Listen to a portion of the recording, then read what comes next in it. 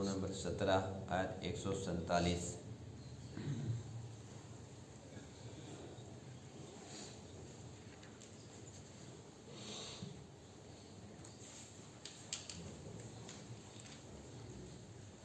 اعوذ باللہ من الشیطان الرجیم، بسم اللہ الرحمن الرحیم۔ واتخذ قوم موسى من بعده من حليهم عجلا جسدا له خوار ألم يروا أنه لا يكلمهم ولا يهديهم سبيلا اتخذوه وكانوا ظالمين ولما سقط في أيديهم ورأوا أنهم قد ضلوا قالوا لئن لم يرحمنا ربنا ويغفر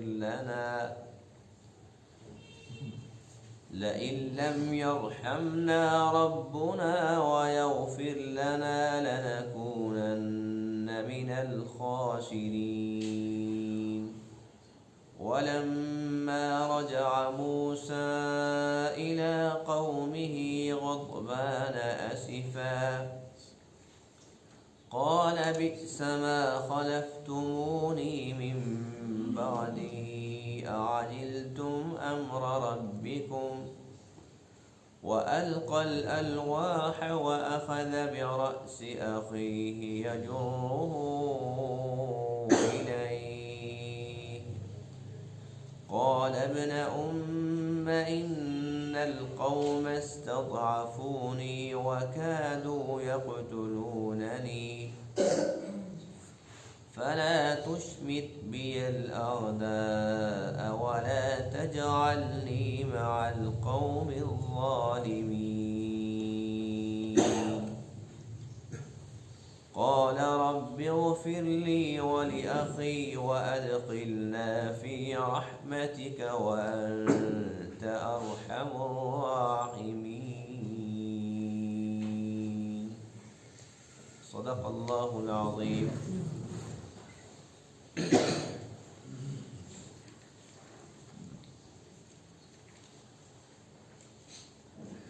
آج کے درس میں آیت کریمہ میں بنی اسرائیل کا ذکر ہے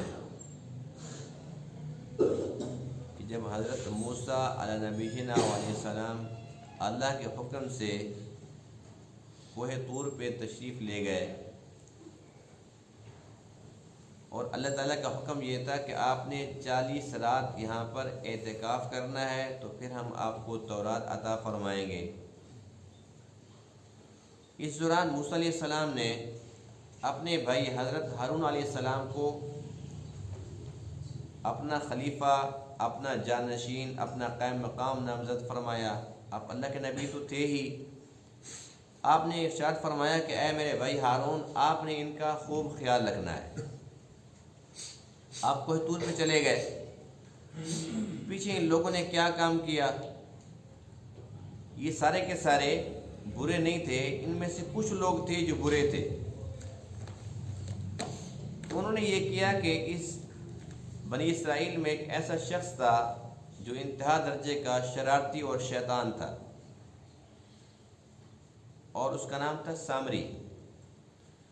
اس نے کیا کیا کہ ان تمام کو یہ کہا جن جن کے پاس زیورات ہیں وہ میرے پاس جمع کروائیں۔ یہ سنارے کا کام جانتا تھا، تو ان لوگوں کے پاس بڑے زیورات تھے، اس لیے کہ جب یہ آنے لگے تھے انہوں نے قبطیوں کو، یعنی کہ یہ بنی اسرائیل تھے اور جو وہاں پر فرعونی لوگ تھے وہ قبطی تھے، ان کو یہ کہا تھا کہ اپنے زیورات ہمیں دے دو، ہم ایک تقریب میں جا رہے ہیں، تو بس یہ ویسے مانگ کر لے کے آئے تھے ان سے، اور اللہ تعالیٰ کی چاہت کچھ اور تھی۔ ان لوگوں نے کہا کوئی مسئلہ نہیں ہے، ہمارے کام کاج بھی کرتے رہتے ہیں، لے جاؤ، واپس آ جائیں گے۔ یہ دریا پار کر گئے، وہ دریا میں ڈوب گئے، وہ زیور سارے کے سارے ان کے ہاتھ لگ گئے۔ ان کی کون سی کو کمائی تھی؟ انسان کماتا ہے نا تو پھر اس کو دکھ ہوتا ہے لگاتے ہوئے بھی. وہ پرائے تھے، ان کو پتہ تھا اب تو انہوں نے مانگنا بھی نہیں ہے، وہ سارے کے سارے مر گئے. انہوں نے خوش دلی سے سامری کے حوالے کر دی کہ یہ لو. سامری نے کیا کیا کہ اس کا ایک بچڑا بنا دیا. بچڑا بنا کے اس کے بعد عجیب بات یہ تھی کہ اگرچہ وہ سونے کا تھا لیکن وہ آواز نکالتا تھا جیسے کہ واقعی وہ بچڑا ہو. گائے والی آواز نکالتا تھا. جب اس نے آواز نکالنا شروع کی تو سامری کہنے لگا کہ دیکھو رب یہاں ہے، یہ ہمارا بھی رب ہے اور موسیٰ کا بھی رب ہے. اور موسیٰ بھول گئے، وہ کسی اور رب کے چکر میں چلے گئے. جو بے وقوف لوگ تھے وہ کہنے لگے واقعی بات تو ٹھیک ہے، ہمارے سامنے جو آوازیں نکال رہا ہے یہ تو بول رہا ہے واقعی. بس یہ جو بے وقوف لوگ تھے وہ فوراً شروع ہو گئے سجدہ کرنے. کچھ لوگوں نے کیا کیا کہ یہ ہمارا خدا ہے، اس کو درمیان میں رکھو، اس کا طواف شروع کر دیا.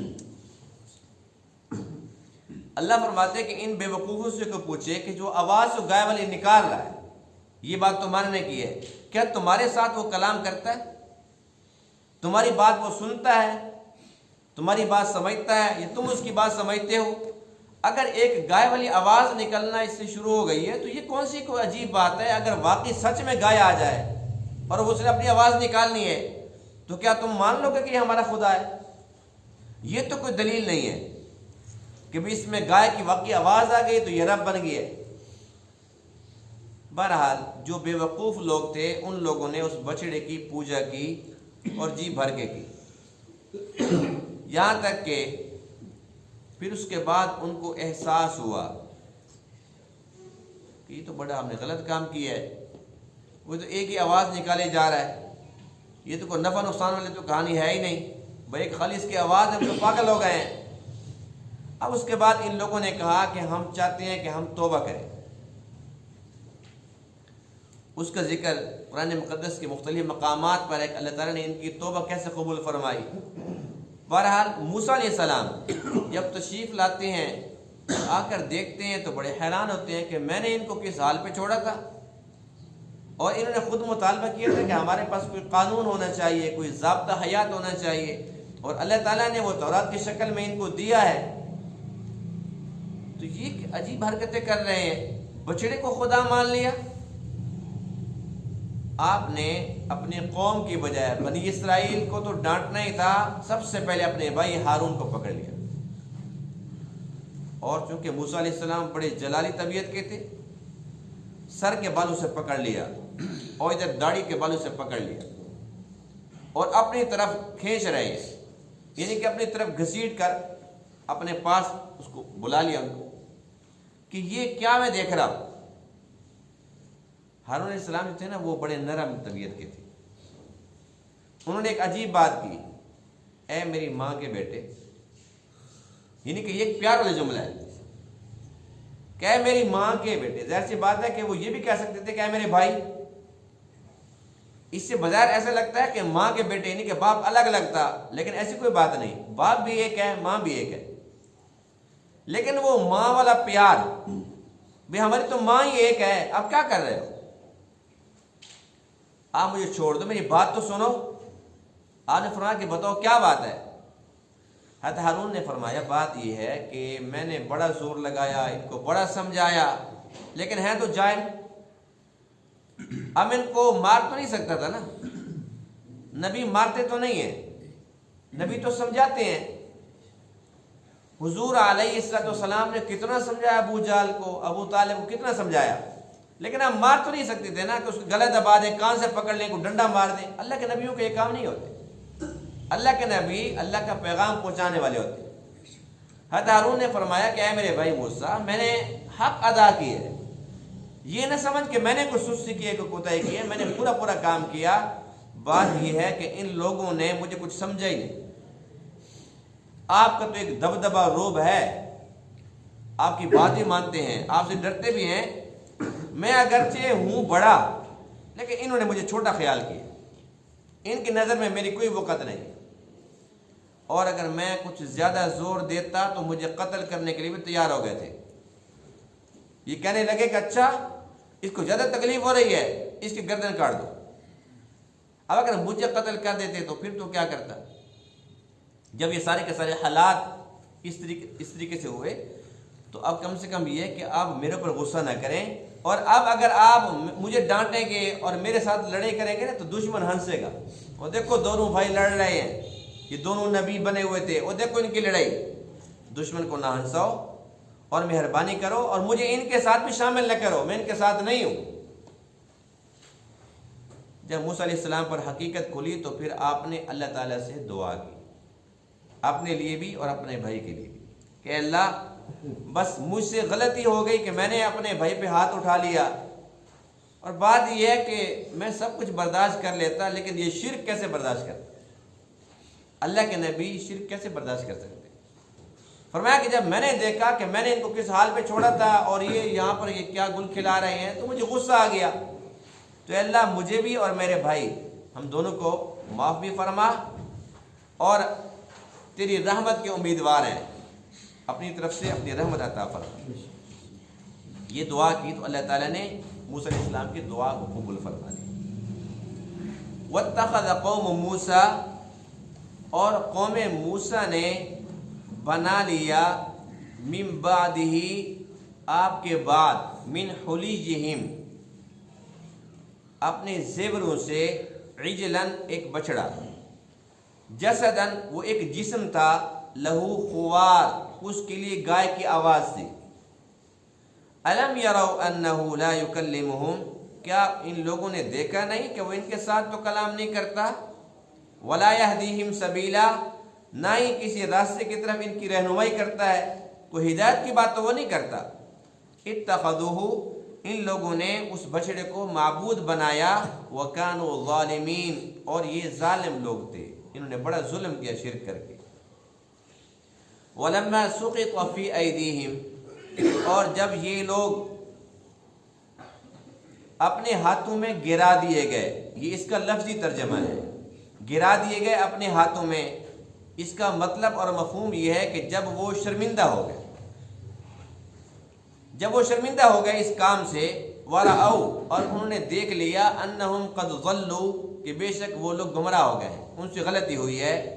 قالوا، تو اب وہ کہنے لگے، لَإِن لَّمْ يَرْحَمْنَا رَبُّنَا، اگر ہمارا رب ہم پر رحم نہیں کرے گا، وَيَغْفِرْ لَنَا، ہماری مغفرت نہیں کرے گا، لَنَكُونَنَّ مِنَ الْخَاسِرِينَ، ہم ہو جائیں گے خاسرین میں سے۔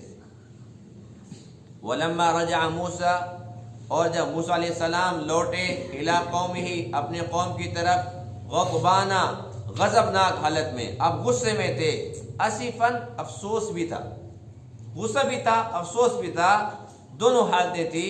قالا، آپ نے فرمایا، بئس ما خلفتمونی، بہت بری خلافت کی تم نے، من بعدی، میرے بعد، اعجلتم امر ربکم، کیا تم نے جلد بازی کی اپنے رب کے امر میں؟ بھی 40 رات کی بات تھی نا، صبر تو کرتے، میرا انتظار تو کرتے، تم نے بڑی جلدی کر دی۔ وَأَلْقَى الْأَلْوَاحَ، موسیٰ علیہ السلام نے وہ تختیاں ڈال دی، وہ جس پہ تورات لکھی ہوئی تھی، وہ جو لے کے آئے، وہ ساری کی ساری خوشی خاک میں مل گئی، آپ نے فوراً وہ ڈال دی۔ وَأَخَذَ، اور آپ نے پکڑ لیا، بِرَأْسِ أَخِيهِ، اپنے بھائی کے سر سے، یعنی کہ سر کے بال اپنے پکڑ لیے، یجرہ الیہ، وہ اپنی طرف کھینچنے لگے، بال پکڑ کے کھینچے۔ قال، اب حضرت ہارون فرمانے لگے، اے ماں کے بیٹے، قال ابن امہ، ماں کے بیٹے، یعنی کہ اے میرے بھائی، ان القوم استضعفونی، بے شک یہ جو قوم ہے انہوں نے مجھے بہت ضعیف خیال کیا، ان کی نظر میں میری کوئی ویلیو نہیں تھی۔ وَقَادُوا، قریب تھا، یقتلوننی، کہ مجھے قتل کر دیتے۔ فَلَا تُشْمِتْ بِيَ الْأَعْدَاءَ، پس تو دشمنوں کو میرے اوپر ہنسا نہیں۔ وَلَا تَجْعَلْنِي مَعَ الْقَوْمِ الظَّالِمِينَ، اور مجھے ظالم قوم کے ساتھ بھی نہ رکھ، ان کے ساتھ مجھے شمار نہ کر۔ قال، موسیٰ علیہ السلام نے عرض کی، رب اغفر لی وَلِأَخِي، اے میرے رب میری بھی مغفرت فرما اور میرے بھائی کی بھی۔ وَأَدْخِلْنَا فِي رَحْمَتِكَ، اور ہم دونوں کو اپنی رحمت میں داخل فرما، وَأَنْتَ أَرْحَمُ الرَّاحِمِينَ، اور تو بہت ہی زیادہ رحم کرنے والا ہے۔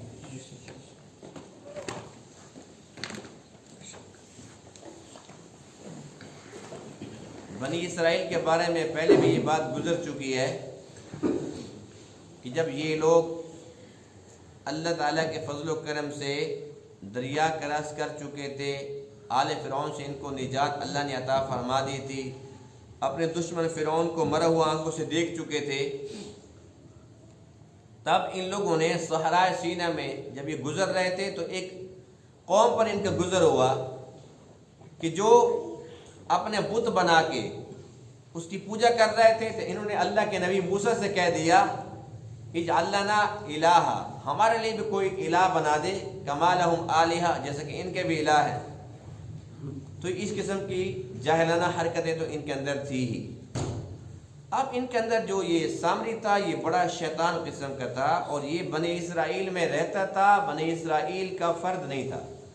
جس طریقے سے شیطان یہ لانتی فرشتوں میں تو رہتا تھا لیکن فرشتہ نہیں تھا یہ جن، لیکن یہ بڑی اس نے لمبی چوڑی عبادت کی، بڑی ریاضت کی، بڑی محنت کی، تو اس کا مقام بڑا بلند ہو گیا تھا۔ اور جس طریقے سے فرشتوں کا نام ہے نا جبرائیل، میکائیل، اسرافیل، تو اس کا نام بھی تھا عزازیل، یعنی کہ فرشتہ نہیں تھا لیکن فرشتوں میں اس کا شمار ہونے لگا تھا۔ تو یہاں پر بھی معاملہ کچھ اسی قسم کا تھا کہ جو سامنے تھا بنی اسرائیل میں سے نہیں تھا، لیکن ان کے ساتھ رہ کے ایسے ہی لوگ سمجھتے تھے کہ یہ بنی اسرائیل ہی کا فرد،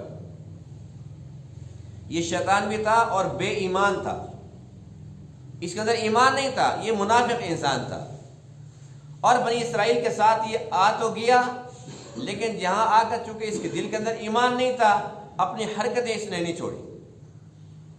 اس نے کیا کیا کہ لوگوں سے زیورات اکٹھے کر لیے، اس سے ایک بچڑا بنا دیا، اور بچڑا بنا کے اس کے بعد پھر وہ بچڑا جب بولنے لگا تو لوگوں کو کہا دیکھو یہ ہے تمہارا رب، اور موسیٰ کا بھی یہی ہے، موسیٰ بھول گئے ہیں، موسیٰ کا رب بھی یہی ہے۔ جائے لوگ تو ہر جگہ ہوتے ہیں نا، اب یہاں اپنی آنکھوں سے دیکھ رہے ہیں کتنے لوگ ایسے ہیں ہمارے سامنے، آنکھوں کے سامنے ہے کہ کوئی ملنگ دڑنگ ایسا تھا جس نے کبھی نماز نہیں پڑھی، کبھی روزہ نہیں رکھا، اللہ کا نام ہی نہیں لیا، وہ مر گیا، اس کے مزار پہ جا کے دیکھو، اس کے مزار پر ان کے جا کے دیکھو، شیطان نے ڈیرے لگا رکھے۔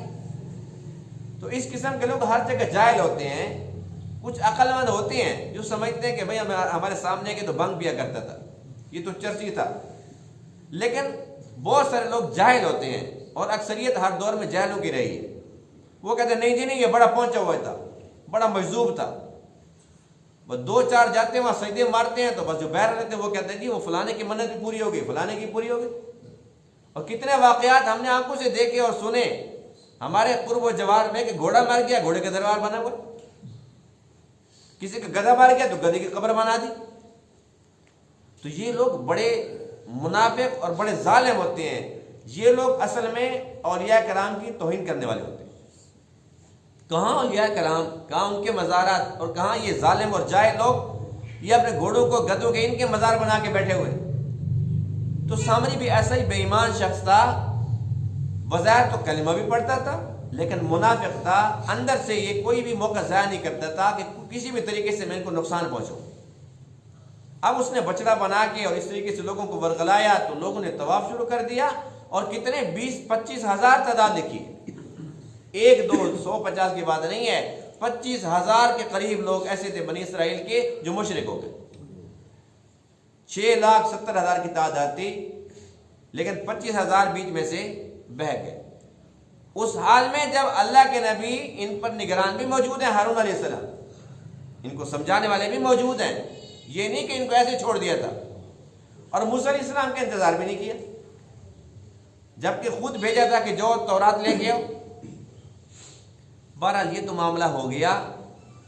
اب صورتحال یہ ہوئی کہ جب موسیٰ علیہ السلام تشریف لاتے ہیں تو آپ نے تو غصہ ہونا تھا، غصہ بھی تھا، افسوس بھی تھا، دونوں کیفیات کے ساتھ آپ نے سب سے پہلے تو اپنے بھائی کو پکڑا اور بہت غصہ کیا، اور ان کی داڑھی کے بال، سر کے بال پکڑے اور ان کو کھینچا اپنی طرف، تو انہوں نے التجا کی، یا ابن ام لا تأخذ بلحیتی ولا برأسی، اے میرے ماں کے بیٹے، یعنی کہ اے میرے بھائی، میری داڑھی اور میرے سر کو نہ پکڑو، لا تأخذ، نہ پکڑو۔ مسئلہ یہ تھا کہ میں نے ان کو بڑا سمجھایا، لیکن بڑی تفریق پڑ جانی تھی، یہ گروہ بندی یہاں پر ہو جاتی، کوئی میرے ساتھ کوئی ان کے ساتھ۔ میں نے پھر کیا کیا کہ میں نے درگزر سے کام لیا کہ چلو میرا بھائی آ جائے گا، سارے معاملے کو خود سنبھال لے گا، اور مجھے تو یہ قتل کرنے پر بھی تیار ہو چکے تھے۔ بہرحال انہوں نے ساری کی ساری بات کی، تو بات موسیٰ علیہ السلام کو سمجھ آ گئی۔ یہاں سے ایک اور بات بھی سمجھ آ گئی کہ کبھی کبھی ایسا بھی ہوتا ہے کہ دو بندے لڑتے ہیں اور دونوں حق پہ ہوتے ہیں، ہے نا ایسی بات؟ دونوں لڑتے ہیں اور دونوں حق پہ ہوتے ہیں۔ عموماً یہ ہوتا ہے کہ جب دو بندوں کی لڑائی ہوتی ہے تو ہم کیا کہتے ہیں، بھیا دو جو لڑے ہیں تو ایک ہی حق پہ ہوگا نا، کسی کی تو غلطی بھی ہوگی۔ لیکن قرآن مقدس میں دو ایسی لڑائیاں موجود ہیں کہ دو بندے لڑتے ہیں تو اللہ فرماتے ہیں کہ دونوں حق پہ ہیں، دو گروہ لڑتے ہیں، اللہ فرماتے ہیں کہ دونوں نہ حق پہ۔ موسیٰ علیہ السلام حضرت ہارون کے ساتھ لڑائی کر رہے ہیں، یہاں تک کہ سر کے اور داڑھی کے بال پکڑ رہے ہیں، یجرہ الیہ، اپنی طرف کھینچ رہے ہیں، اس سے بڑی لڑائی کیا ہوگی؟ اب ہم کیا کہیں گے، کون حق پہ تھا کون حق تھا، کیا کہیں گے جی؟ دونوں حق پہ تھے نا۔ اچھا قرآن مقدس میں ہے وقالت الیہود لیست النصارى علی شیء، یہودیوں نے کہا کہ عیسائی کخ بھی نہیں ہے، کچھ نہیں ہے، یہ کچھ نہیں ہے۔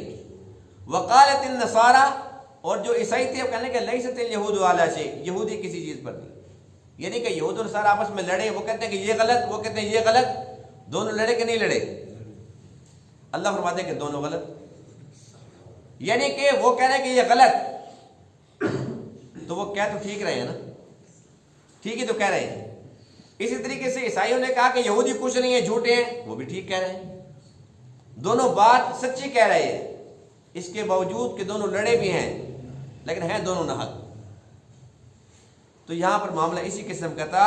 حضرت موسیٰ علیہ السلام اپنے بھائی کے ساتھ لڑائی کر رہے تھے، تو وہ غیرت میں، جو ایک نبی کی غیرت ہوتی ہے، وہ اس میں آ کے اپنی ذات کے لیے کوئی لڑائی نہیں تھی، ایک غیرت اسلامی تھی کہ یہ کیسے ممکن ہوا کہ اللہ تعالیٰ نے اتنے احسانات کیے بنی اسرائیل پر اور یہ ایسی ایسی حرکتیں کرنے لگ گئے، انہوں نے شرک کر لیا، سب سے بڑا گناہ کر لیا، اتنا بڑا ظلم کر لیا۔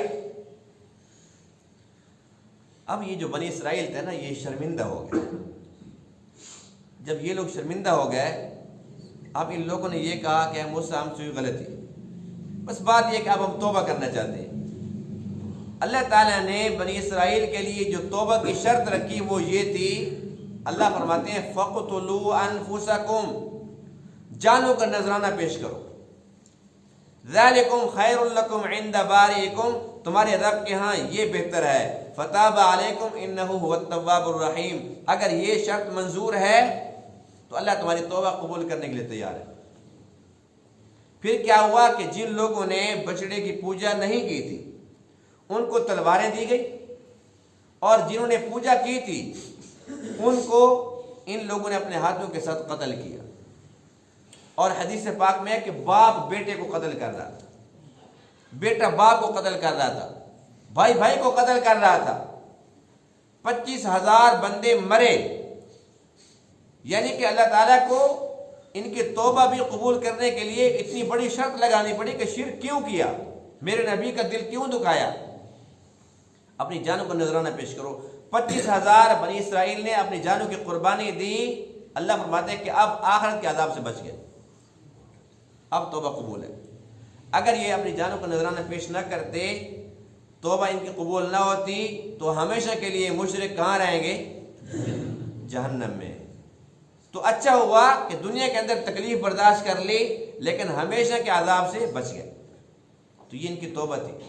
اب اللہ تعالیٰ کی رحمت دیکھو کہ جب بنی اسرائیل کا نمبر آتا ہے تو اللہ کیا فرماتے ہیں کہ ان کے لیے کیا شرط ہے کہ اپنی جانوں کا نذرانہ پیش کرو، اور جب اللہ کے محبوب کی امت کی باری آتی ہے اللہ نے یہ شرط نہیں لگائی۔ اللہ فرماتے ہیں کہ اگر کوئی بندہ اس امت کو توبہ کرنا چاہتا ہے تو یہ تو بزرگوں نے طریقہ بتایا کہ تو وضو کر، 2 رکعت نفل پڑھ، اللہ کے سامنے رو، آنسو بہا، لیکن فرض واجب نہیں ہے۔ ایک انسان اگر دل کے اندر وہ اپنی ندامت اللہ کے سامنے پیش کرتا ہے اور دلی دل میں اللہ سے بات کرتا ہے کہ یا اللہ بس بہت ہو گئی، آج کے بعد نہیں کروں گا، اللہ تعالیٰ اس کی توبہ قبول کر دیتا۔ کتنا آسان کام ہے۔ حدیث پاک میں ہے کہ بنی اسرائیل کے لیے اللہ کی طرف سے یہ سزا تھی کہ اگر کوئی شخص گناہ کرتا تھا تو اس کے گھر کے اوپر وہ لکھا ہوا ہوتا تھا۔ اگر کوئی گناہ کرتا تھا تو سب لوگوں کو پتہ چلتا تھا۔ کتنی بڑی رسوائی کی بات تھی، کس نے فلانا جرم کیا ہے، کس نے حرام کھایا ہے، سب پتہ چلتا تھا۔ لیکن جب اس امت کی باری آتی ہے، اللہ فرماتے ہیں کہ میں ستار ہوں۔ یہ میری شان ستاری ہے کہ میں جانوں اور میرا بندہ جانے۔ اللہ تعالیٰ نے کیسی دستگیری فرمائی، کیسی پردہ پوشی فرمائی۔ پہلی امتوں میں کیا تھا، حدیث پاک میں ہے کہ اگر ان کا کپڑا ناپاک ہو جاتا تھا تو بس وہ کپڑا ختم ہو گیا، اس کو جلا دو، ختم کر دو۔ اور اگر جسم کے اوپر نجاست لگتی تھی تو اس کو کھرچنا پڑتا تھا اس جگہ کو۔ اور اس امت کے لیے کتنی آسانی ہے، ایک کپڑا زندگی میں 1000 مرتبہ ناپاک ہوتا ہے، اس کو پھر دھوتے ہیں پھر پاک۔ جسم پہ اگر گندگی لگتی ہے اس کو دھوتے ہیں پھر پاک۔ کتنی آسانی۔ پہلی امت یہ فرمایا کہ جب قربانی کرتی تھی تو وہ قربانی کا جانور ذبح کر کے اور پہاڑ پہ جا کے رکھ دیتے تھے، آسمان سے آگ آتی تھی، اس کو جلا کے ختم کر دیتی تھی۔ یہ نشانی تھی کہ اللہ نے اس کی قربانی کو قبول فرما لی۔ ایسے ہی مال غنیمت، وہ جہاد کرتے تھے، مال غنیمت کو جا کے پہاڑ پہ رکھتے تھے اور آگ آگ اس کو جلاتی تھی، تمہارا جہاد قبول ہوگی۔ اگر آگ نہیں آتی تھی تو سب کے سامنے رسوائی ہوتی تھی، او فلانے کی قربانی پڑی ہو، وہ جانور پڑا ہوا ہے، او فلانے کا مال غنیمت پڑا ہوا ہے۔ یہ مجاہد نہیں تھا، منافق تھا۔ یہ اللہ کے رضا کے لیے جہاد کرنے نہیں گیا تھا، مال کے چکر میں گیا تھا۔ سب کو پتہ چلتا تھا کہ فلاں کی قربانی رد، فلاں کا جہاد رد۔ جب اس امت کی باری آتی ہے، اللہ فرماتے ہیں کہ تم جانور کو خود کاٹو، خود کھاؤ، خود کاٹو، خود کھاؤ، اور میں جانو اور میرا بندہ جانے۔ کوئی نہیں کہہ سکتا کہ اس کی قبول نہیں ہوئی۔ کوئی کہہ سکتا ہے؟ کسی کو کچھ پتہ نہیں۔ پہلی امتوں کے لیے شرط تھی کہ نماز پڑھنی ہے تو صرف اور صرف مسجد میں۔ اللہ کے نبی فرماتے ہیں کہ میری امت کے لیے اللہ تعالیٰ نے یہ رحم فرمایا ہے کہ وہ زمین کے کسی کونے میں، اگر وہ بازار میں ہیں، وہ اپنے گھر میں ہیں، وہ کھیتی باڑی میں ہیں، جہاں پر بھی وہ نماز پڑھنا چاہتے ہیں وہ سجدہ کریں گے۔ فرمایا کہ اللہ نے سب جگہ کو اس کے لیے مسجد بنا دی، جہاں سجدہ کریں قبول ہے، بس کر لو۔ کتنی چھوٹ ہے۔ یہ ساری کے ساری جو اللہ نے سہولتیں دی ہیں، ہماری شکلیں خوبصورت نہیں ہیں، ہمارے اندر کوئی کوالٹی نہیں ہے۔ ایک کوالٹی یہ ہے کہ ہم اس کے محبوب کی امت ہیں۔ یہ صرف اللہ کے محبوب کے صدقے اور توفیل سے ہے۔ ہم کتنے بد نصیب ہیں کہ جس رب نے اپنے محبوب کے صدقے ہمیں کتنی آسائشیں عطا فرمائی ہے، کتنا آسان دین عطا فرمایا، لیکن ہم اتنے ہی ناشکر ثابت ہوئے، ہم اتنے ہی غفلت میں پڑے ہوئے۔ اب بنی اسرائیل کے واقعات پڑھ کے تو دیکھیں، بندے کو حیرت ہوتی ہے کہ دیکھو وہ بھی تو ایک انسان تھے بیچارے، اب خود مانتے بھی ہیں کہ غلطی ہو گئی ہے۔ اللہ فرماتے کہ غلطی ہوگی، بس ایسے کہہ دو کہ تو بس میں معاف کر دوں گا۔ نہیں، فَقْتُلُوا أَنفُسَكُمْ، جانوں کا نذرانہ پیش کرو، اپنے آپ کو قتل کرو۔ کتنی بڑی شرط تھی، لیکن بالآخر ان بیچاروں کو یہ شرط بھی قبول کرنی پڑی کہ اور کوئی راستہ ہی نہیں تھا۔ اب رہی یہ بات کہ وہ جو بچڑا بنایا تھا سامری نے، وہ بولتا کیوں تھا؟ یہ سوال موسیٰ علیہ السلام نے بھی سامری سے کیا تھا کہ سامری، یہ تو ساری بات ٹھیک ہے کہ تو نے جو کچھ گل کھلایا وہ تو سب کچھ سمجھ آ گیا ہے، لیکن یہ بتا کہ بچڑا بولتا کیسے ہے؟ یہ تو سونے کا ہے، اصل گائے والی آواز اس میں کیسے آ گئی؟ تو 16 پارے میں اس کی پوری تفصیل ہے۔ اس نے کہا فَقَبَضْتُ قَبْضَةً مِّنْ أَثَرِ الرَّسُولِ، وہ کہتا ہے کہ بس میں نے دیکھا کہ ایک شخص ہے اور وہ گھوڑے کے اوپر سوار ہے، اور اس کا گھوڑا جہاں پر پاؤں رکھتا ہے تو وہاں پر سبزہ اگاتا ہے، اس نے کہا کہ جب میں نے دیکھا تو میں نے یہ سوچا کہ اس پاؤں کے اندر کوئی نہ کوئی کرشمہ ضرور ہے، اور میں نے ایسے وہ مٹی اٹھا لی وہاں سے، میں نے وہ اٹھا لی. اس کو نہیں پتا کہ یہ گھوڑا کس کا ہے اور یہ جبرائیل امین ہے، اس کو تو نہیں پتا. وہ کہتے کوئی ایک سوار ہے، وہ بس میں نے اچانک دیکھا تو گھوڑے کے اوپر تھا، بس میں نے دیکھا کہ جہاں پاؤں آتا ہے تو وہاں کچھ نہ کچھ ہوتا ہے. میں نے وہ مٹی اٹھا لی. اب مٹی تو میرے پاس تھی، بس جب یہ سارا کا سارا کام میں نے کر لیا نا، بچڑا بنا لیا. ایسے میں نے تجربہ کیا کہ دیکھو ڈالتا ہوں ہوتا کیا ہے. میں نے اس کے منہ میں ڈالی تو سچی آوازیں شروع ہو گئی. وہ کہتے ہیں مجھے نہیں پتا کہ اصل مسئلہ ہے کیا. موسیٰ علیہ السلام نے اس کو بد دعا دی. کس کو بد دعا دی؟ سامری کو. فرمایا کہ فذهب، تو یہاں سے دفع ہو جا. اور فرمایا کہ تیرے لیے سزا یہ ہے کہ ان تقول لا مساس، تو جب بھی کہیں کسی کو ملے گا تو کہے گا لا مساس، مجھے چھونا نہیں ہے. اس کو یہ بیماری لاحق ہو گئی جس سے کہ شدید قسم کا وہم ہوتا ہے. اللہ تعالیٰ نے اس کو یہ سزا دے دی، اور یہ بد دعا تھی موسیٰ علیہ السلام کی. ان تقول لا مساس، وہ جس کو بھی ملتا تھا لا مساس لا مساس، چھونا نہیں ہے، مجھے چھونا نہیں ہے. اگر کوئی اس کو چھو بھی لیتا تھا اس کو بخار ہو جاتا. اس لیے کہتا تھا کہ مجھے ہاتھ نہ لگاؤ. لوگ جان کے اس کو چھیڑتے تھے، اس کے قریب آتے تھے، وہ کہ لا مساس لا مساس، خدا کے لیے مجھے ہاتھ نہ لگاؤ، مجھے ہاتھ لگاؤ میں مر جاؤں گا. لوگ اس کو ہاتھ لگاتے تھے اور بیمار ہو جاتا تھا.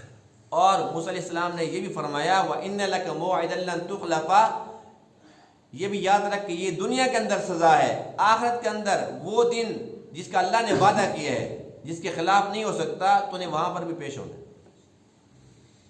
اور اس کے بعد موسیٰ علیہ السلام نے فرمایا کہ اب اگلی بات سن، وَانظُرْ إِلَىٰ إِلَٰهِكَ الَّذِي ظَلْتَ عَلَيْهِ عَاكِفًا لَنُحَرِّقَنَّهُ ثُمَّ لَنَنسِفَنَّهُ فِي الْيَمِّ نَسْفًا.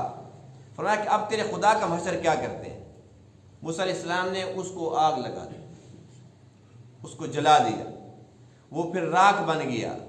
راکھ کے بعد پھر آپ نے خود فرمایا ثُمَّ لَنَنسِفَنَّهُ فِي الْيَمِّ نَسْفًا، کہ ہم اس کو نا یہ جو دریا ہے اس کے اندر ہم اس کے راکھ ڈال، راکھ اس کے اندر ڈال دی، یعنی کہ اس کا نام و نشان مٹ جائے. اللہ کے نبی کی چاہت کیا تھی کہ اس بچڑے کا نام و نشان مٹ جائے، کبھی کسی کو یاد ہی نہ آئے.